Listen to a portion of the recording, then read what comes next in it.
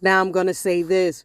When Assyria took the northern kingdom of Israel, they did not return back to the land that they came from.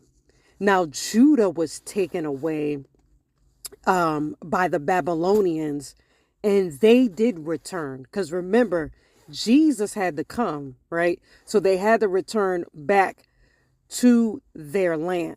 But the northern tribes did not return. And you're going to find that out.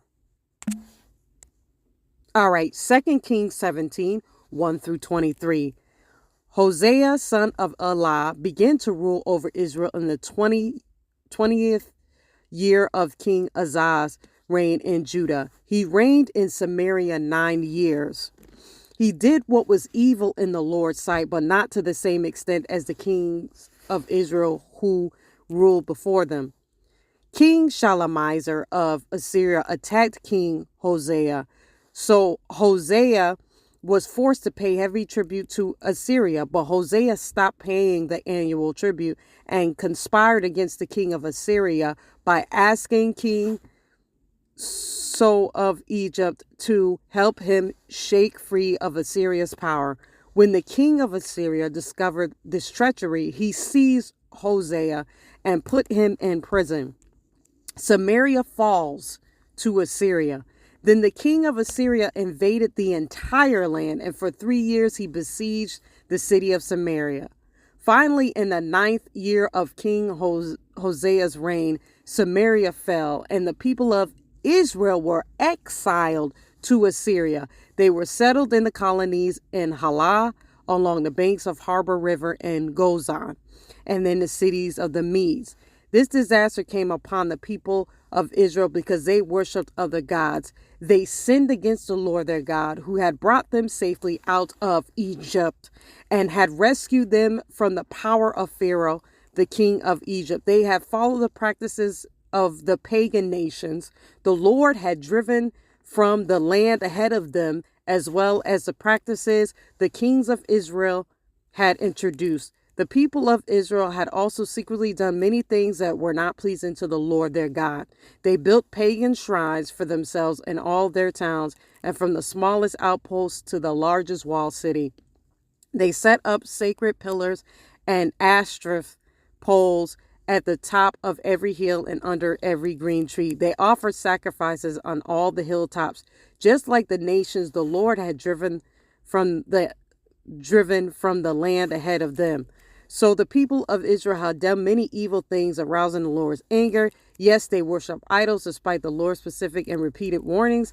Again and again, the Lord had sent his prophets and seers to warn both Israel and Judah. Turn from all your evil ways, obey my commands and decrees, the entire law that I commanded your ancestors to obey and that I gave you through my servants, the prophets.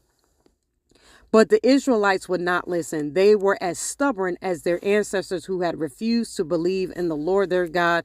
They rejected his decrees and the covenant he had made with their ancestors, and they despised all his warnings. They worshiped worthless idols, so they became worthless themselves. They followed the example of the nations around them, disobeying the Lord's command not to imitate them. They rejected all the commands of the Lord their God and made 2 calves from metal. They set up an Ashtoreth pole and worshiped Baal and all the forces of heaven. They even sacrificed their own sons and daughters in the fire. They even sacrificed their sons and daughters in the fire.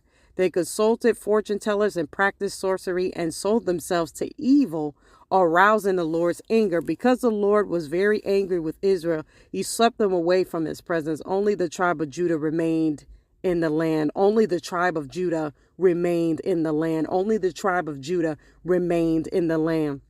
But even the people of Judah refused to obey the commands of the Lord their God, for they followed the evil practices that Israel had introduced.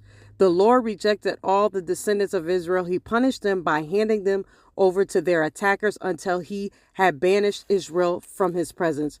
For when the Lord tore Israel away from the kingdom of David, they chose Jeroboam, son of Nebat, as their king. But Jeroboam drew Israel away from following the Lord and made them commit a great sin. So even Jeroboam was disobedient, and the people of Israel persisted in all evil ways of Jeroboam. They did not turn from these sins until the Lord finally swept them away from his presence, just as all his prophets had warned. So Israel was exiled from their land to Assyria, where they remain to this day. You do your own due diligence. Don't just take my word for it. If you're listening to this and you don't know Yahusha as your Savior, click the link in the description box. I tell you how to get saved. Have a good day.